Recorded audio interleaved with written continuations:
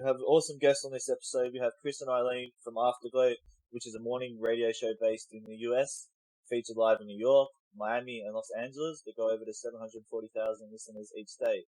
They're there to get the nation started on the right foot. You can listen to them weekdays from 7 to 10 a.m. coast to coast. Monday they throw down. Wednesday they feature new and rising artists. Thursday they air Thursday Throwdown. And the top 30 countdown to everything on the charts, and finish the days off with Friday's big show. Welcome, Eileen and Kris, and thanks for coming on my podcast. Hi, thank you for having us. Pleasure. How's it all going over there?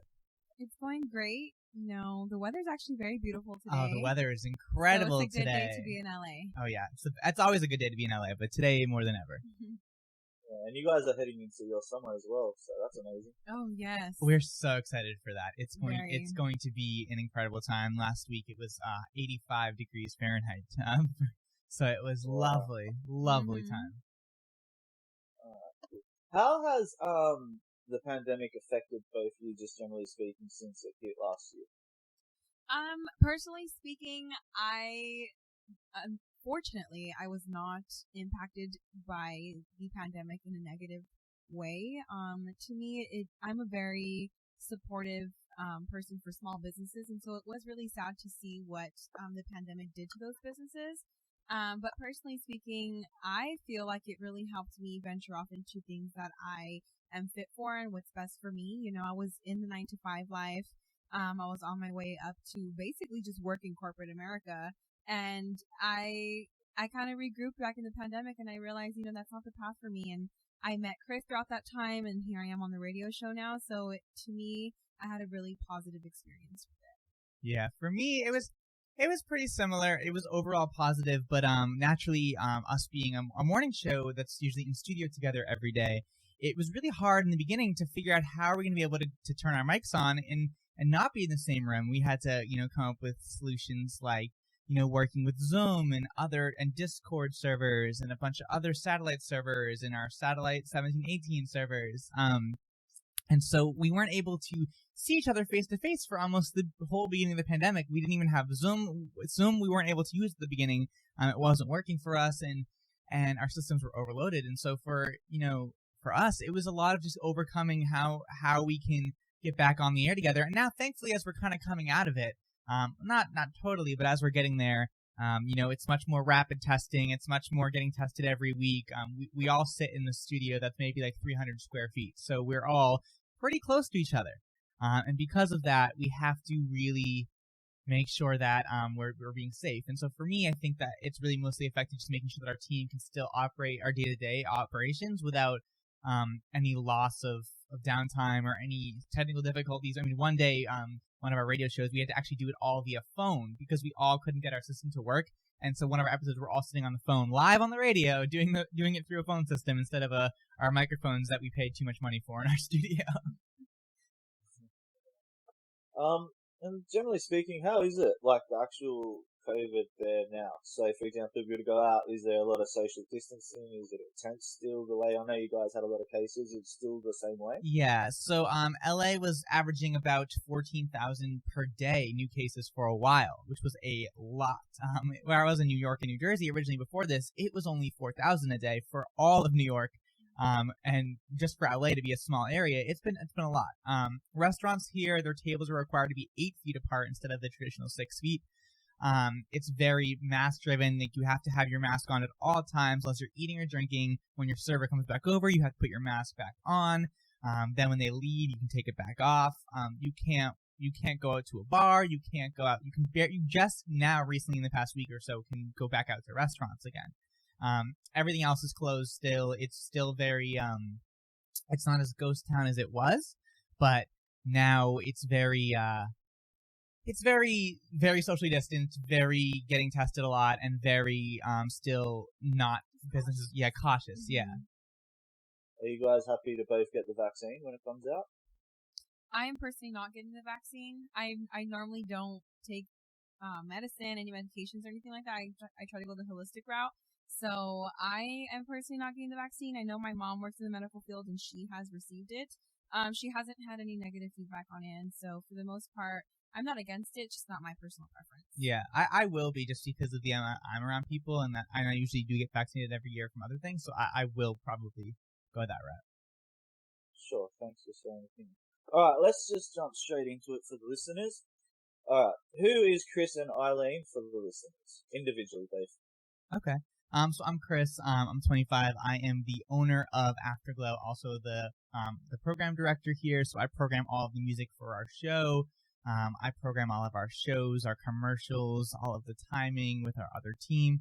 I'm also a lead host, so I host with Eileen. Eileen is my other person. Who is kind of like on a on my level. Sorry about that. One of our producers just walked by. Eileen, I guess, is who I work with the most on my production side of things. But I am pretty much just, someone that loves music. I love hanging out. And I love to make sure that our show can be an escape for people every morning. 100%. I myself, I'm Eileen. I'm 23 years old. I've been born and raised in Los Angeles.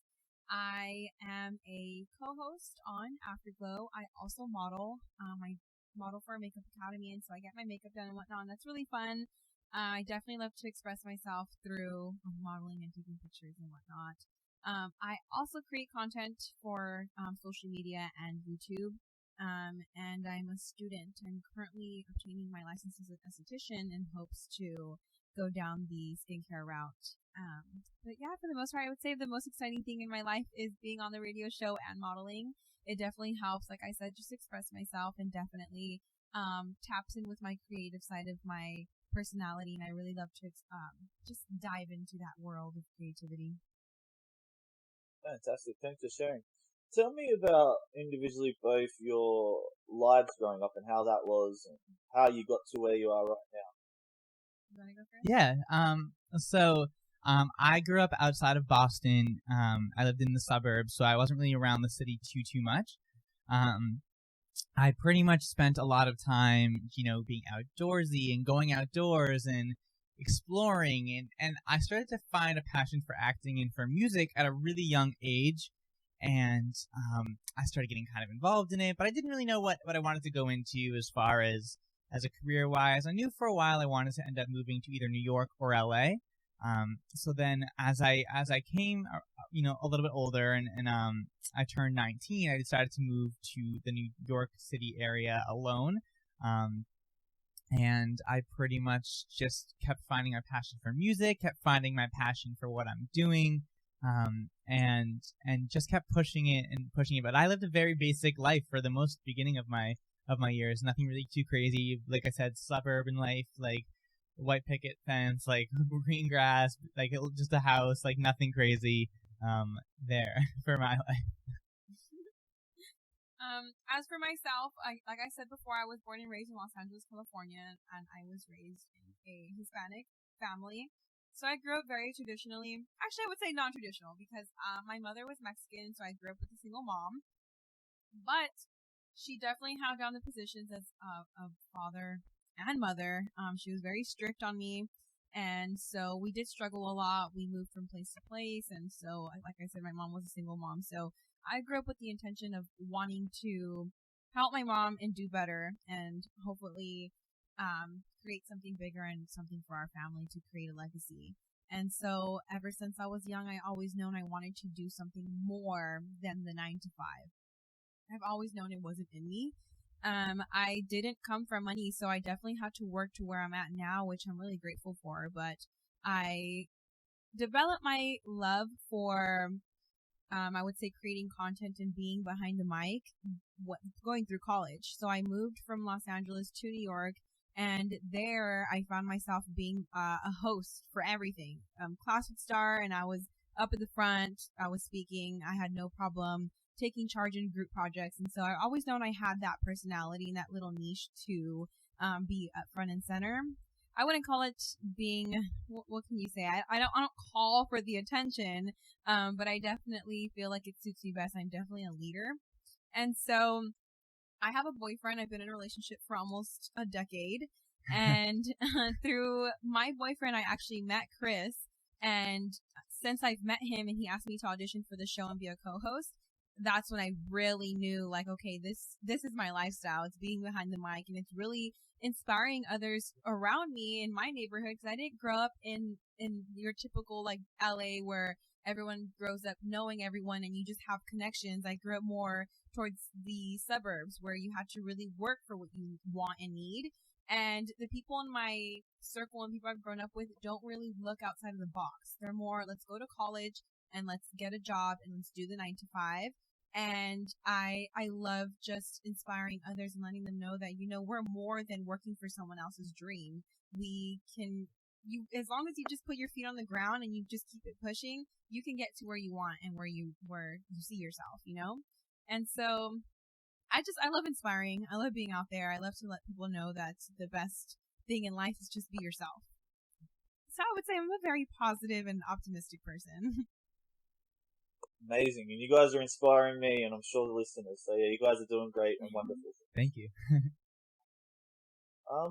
Tell me, have you guys done a lot of traveling within America or internationally? I have. Since I was young, I was always traveling.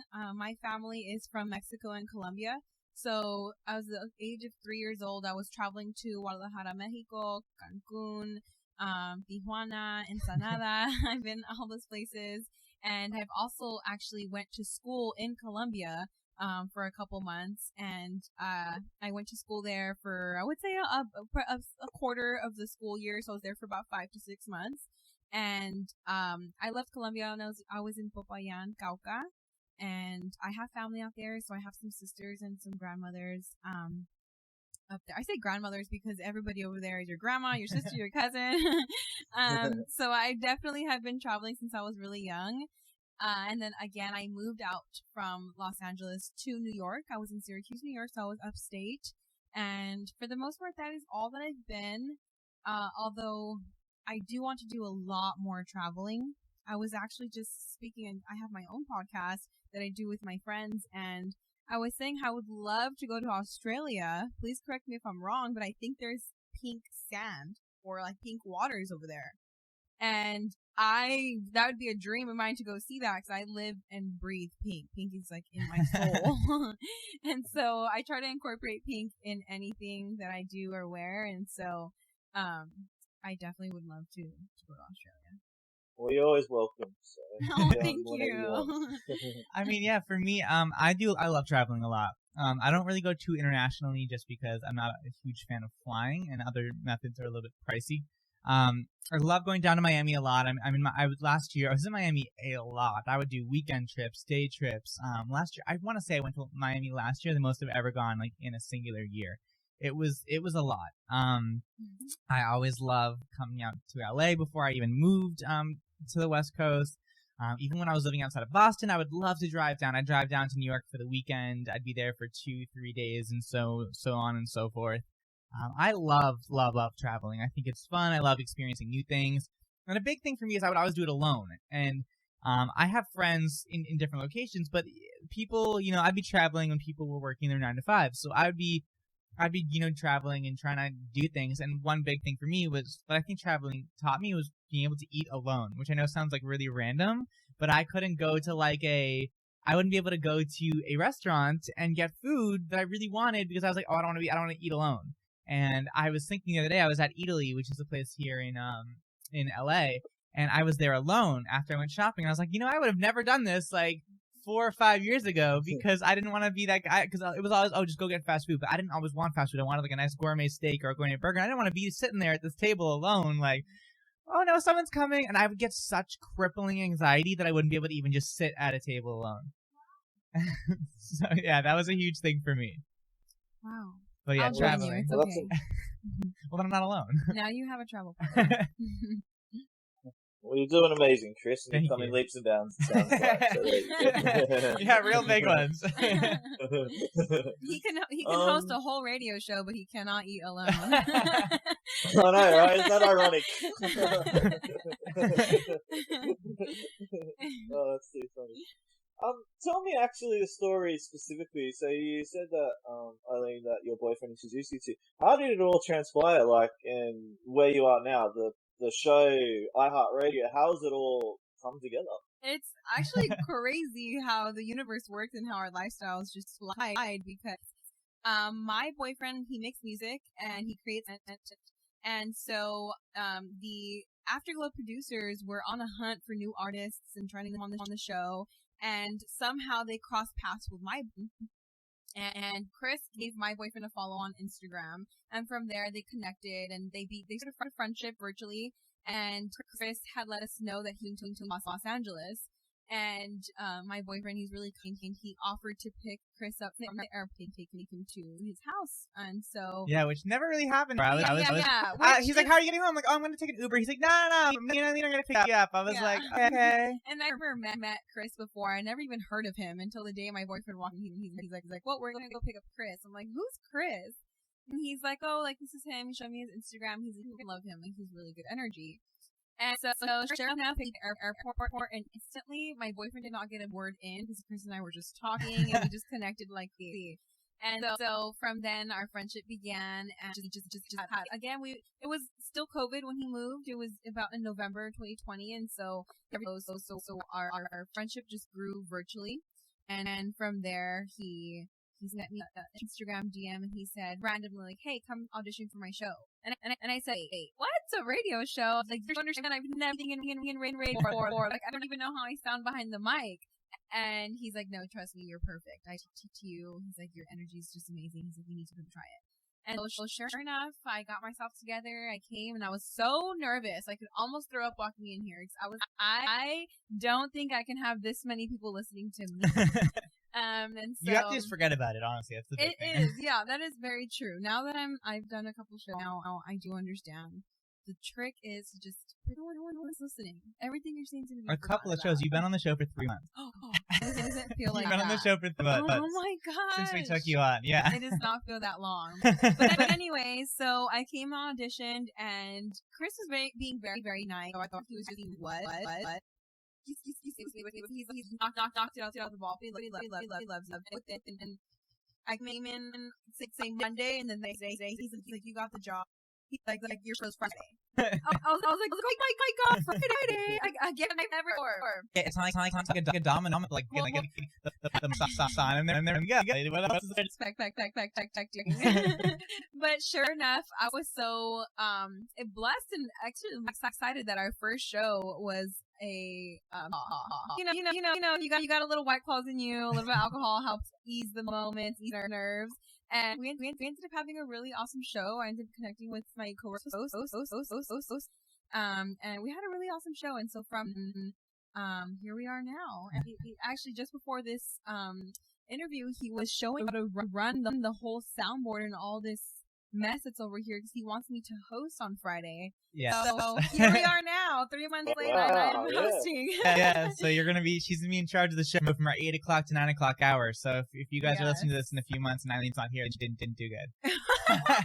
No, I'm not gonna my promise. But ever since then, I mean, our friendship has grown definitely. Being on the show on a personal and professional level, and so I'm really grateful. Yeah, I'm really grateful to be in this position for sure. Kris, tell me, how did the whole I'm fascinated how this whole masterpiece, I guess, was come together. Just generally speaking, calling it masterpiece, call it a shit show. I've been working on radio for a few years. I started producing originally just music, and so I would produce some music. I actually have a tattoo on my arm, which is sound waves. I love music. Music is crazy, and I have a love for sound in general. I really love cool sounds, and I loved how radio sounded. I love when you'd hear like Selena Gomez introing something, or just and it was this like audio edited crazy sweeper package, like crazy like indent or like intro. And I was kind of producing some of those and submitting them to places, and long story, I ended up becoming some friends with some people. Actually, July 2nd is going to be it's basically going to be our anniversary show. This is our 4th season. Which is our Friday, so that'll be really exciting. So our 4th, we're essentially going into our 3rd. Our first season was really caught into 1 year, So we've been doing this for about 3 years now, which doesn't feel real. This began in 2019, which is and so I just basically had an intern at the time that I was working with, and I said, hey, why don't you why don't we do something exciting? And we've got some nice ideas back and forth and this and that, and it was to be on a portion of someone else's live radio show. And then I was like, well, I don't know, like, I don't know if, like, this is something we want to do, or this and that. And then it just kind of blew up, and we started taking over a different spot. We got more time, and then our show went from 15-minute segment, because our show was a 15-minute segment, to a now 2-hour, 5 days a week, I'm sorry, 3-hour show, from five days a week in 3 major cities. And the journey, it just exploded. Over COVID, we just kept pushing and pushing it, and we showed that, of course, we're a small business, but we showed that we could keep pushing and keep going forward, and that's how we were able to kind of make sure that what we do every day is for the right reasons, and that's how we got here, and that's what happened. Amazing, yeah, that's just purely amazing. What do you both individually each day?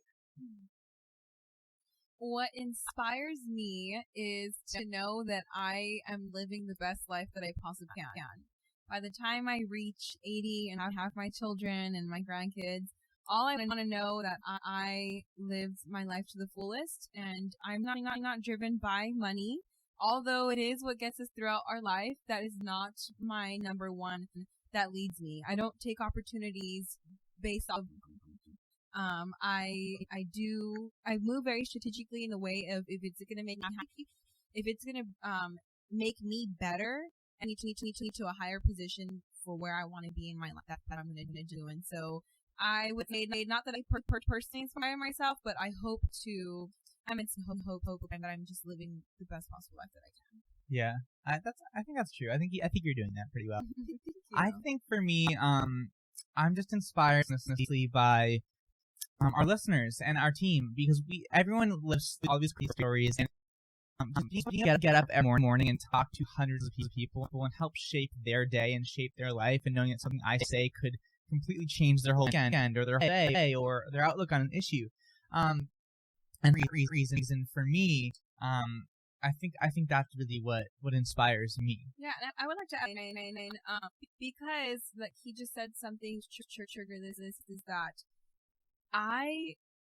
when I'm doing this interview or speaking to my coworkers or people that I work with or who personally DM me on social media, and they are inspired by me, that inspires me is that I'm inspiring them. Or watching you, that you have your own podcast, you are starting something that you love to do, you took your own personal time to do. That's what really helps me keep going, because I see, I'm not alone. Everyone wants to be a go-getter. Everybody wants to follow their dreams, and that to me is inspiring. Just feeling that energy, that going after what they would like to go after. Yeah, 100%. I think as 100% like just spot on nailed it. I think it's fantastic, and yeah, you guys are inspiring me. So you can just feel that energy and those vibes, like 100%. I really appreciate that, because we are young and we are younger than you, and so to hear it from someone who is older than us and more wise, it honestly is a pat on the back, because a lot of older people definitely like to live generation, and they like to think that we don't want to help our community out, and that we're selfish. At least those are the things that I hear from some. And so we are and we still have so much more life to live, and so learning, growing. Right. Look at the trajectory you're on. Look at where you're at. Look at just don't even imagine what the future. Oh, you have no idea what's ahead for us. There's a word. That's gonna be crazy happening. That's cool. What's the best memories you've had in your lives that you can recall? Oh, that's such a good question. Yeah, that's a hard. Honestly, I think most of mine come from being around on the show. I think. Oh my god. Because we've been able to do some crazy things. I think one of my favorites was being able to, we were on over top the Empire State Building in a helicopter with this company called Flying Ion, and I was hosting this radio thing with the Empire State Building, and we're changing the colors of the building to the Empire State Building to music. And that for me was such a full circle, crazy, unbelievable one, because it was my love for the company Fun On. It was my love for the Empire State Building, which I've always looked at as a huge thing, not being from New York. And then my love for radio and my love for music and my love for like events. And so all of it came together. And I would just remember sitting there like, I'm literally over top the Empire State Building, looking at what's happening below us. I perfectly just timed all this music and all the lights to make sure the building is lit up correctly to the music we're playing on of course the radio and of course from the Instagram Live, and it was absolutely wild. I think that for me was my most crazy and exciting memory. But not even that, just being able to share moments like announcing my executive producer's pregnancy on the air, or being able to announce my move to LA on the air. It's very a lot of my moments are with our listeners and being able to share our daily lives and being honest and open with our listeners. We have fun, but I like when you really get to show them who we are. And that for me is what I think my favorite part is. How old were you when you did the Empire State Building? I was 24. Yeah, what 24-year-old do you hear doing that? Getting on a helicopter and controlling the lights on the Empire State Building. That is so crazy. Well, to clarify, yeah. I was controlling the music to the lights. The lights are already pre-programmed. Okay, the music to the lights. Kris is a big inspiration, definitely. The things that he has accomplished in so young, he definitely pushes me to try to be to that level. But my most memorable memory that I have in my life, I have a couple. I would definitely say number one is getting my dog with my boyfriend. Like I said, I'm about to be 10 years with my boyfriend, and so he had got me a dog 3 years ago. And it's crazy what an animal, like the animals that they how they impact your life is what I'm trying to say.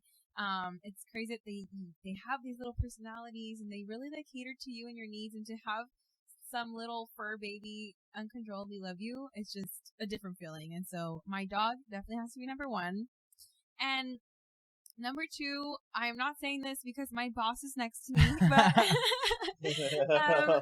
but in all honesty, when he texted me like, you got the job, and then he called me, I felt so euphoric because I've always called myself the black sheep in my life. Everywhere I've gone, I've always been like an outcast, and I've always just been just judged, and I just always felt like the black sheep. And so when he called me, he said that I got it, and he had like so many applicants and so many interviews, it kind of validated for me to stop doubting myself. And that feeling of him like letting me know I got it, I just felt euphoric. I just felt like I'm on top of the world. I can get this. Like if he wants me, and he's worked with so many people, and he's done so many other things, then I need to start believing in myself, and I need to start seeing what other people see in me. And so I that's super memorable for me because I got to see, I just got to see myself from someone else's POV, and it was really nice. Well, everyone on our show loves you, so you're good. I hope so. Well, that's amazing. Thank you for sharing that. That's great. You're asking awesome questions, so thank you. Well, thank you for answering them. It's amazing. It's amazing insights too. If you were both 18 again, individually, we'll go again, and you could change or do anything differently, what would you change and why? Yeah, I don't think I would change anything. I think it's really my 18 and 19. Actually, honestly, everything from when I was like 16 up until like legitimately 24. Like, I know it's a crazy range. Was a lot. I learned a lot, and I don't think I would change a singular thing. Not even like eat like one less bagel. I wouldn't change a singular thing. I don't think I would. I don't know. I think it taught me a lot. I think it really built me up. And I learned a ton in my creative careers and a ton in my more corporate careers. So I don't think I would. Yeah, I don't think I'd change a thing. What about you? I like that. I definitely don't think I would change it. I would definitely love to give myself different advice. Like, if I can go back to my 18-year-old self and be like, look at me and listen to me, I would definitely tell myself to stop thinking I can do it all. Because my parents think I'm a rebel. Although I was a good child, I did not get pregnant early. I have no kids. I did not go the drug route, so I am a good child. But I definitely went against my parents as to going and partying and going out. I would sneak out, and so I would tell my 18-year-old self to not think that I know it all, because I left my house really young. I was 17 years old when I moved out of my mom's house and I went to New York, and I kind of just fought off my parents. And so it's not a regret. It's just something that I wish I would have listened, because I had to learn it the hard way. You know, I had to go through times in my life where I didn't want to listen. I was being stubborn. And so I completely got cut off from my parents. And I wish I could go back and just tell myself, like, take it one step at a time. Listen to your mom. You know, your mom doesn't want the bad for you, you know? And so I was really stubborn when I was young. Oh, I was very stubborn too. But for the most part, there's not really much I would change about my life. I feel like it's definitely molded me into the person I am today, and I feel like I'm a lot more mature and wiser than any other 23-year-old because of the things I've been through, and so I definitely wouldn't regret it. Yeah, definitely. 100% agree. I can see your professionalism, the way you guys talk, the way you articulate everything. Yeah, it's amazing. Tell me about the TV show that you guys are working on. Oh, yes. Behind the mic. Yes. So we were really out of the, so we've been working on this reality show for a while. We actually had to pause it because of COVID. So when's the last time we filmed? Was it It was like, last month. February or January? We haven't filmed in a few months. It's basically not actually about Afterglow. It's a look into my life, Eileen's life, Sergio's life, our producer's Danley life. It's very interesting because we all live. I mean, I feel like Eileen and I's lives alone are already crazy enough. Mm-hmm. So we're taking people into a real true look when the mics are off, like what really goes on. So we're calling it Behind the Mic. Might change that. So we're in our pilot stages right now.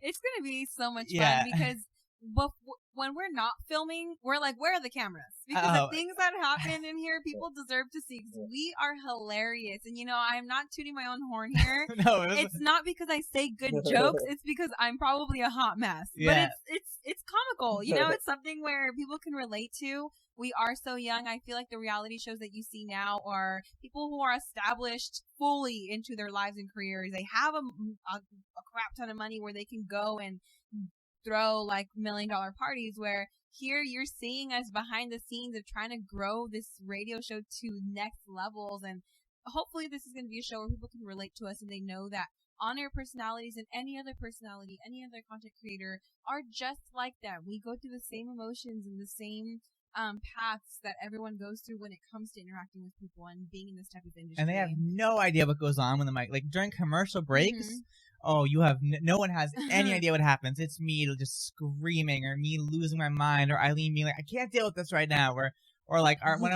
Sarah being like, "Oh, fuck this shit, I hate it all." And then it's just the group. I mean, we're a team of 25 people, so when you get that many people involved in a creation, it really goes down. And so we're hoping that is going to be a way that we can really see the drama that really, really, truly happens in our everyday life, fully unscripted, and when the mics are off. Literally what happens. Excellent. I can't wait to see it when it comes out. Oh, it's going to be crazy. I'm looking forward to it. What does the future look like for Afterglow Live?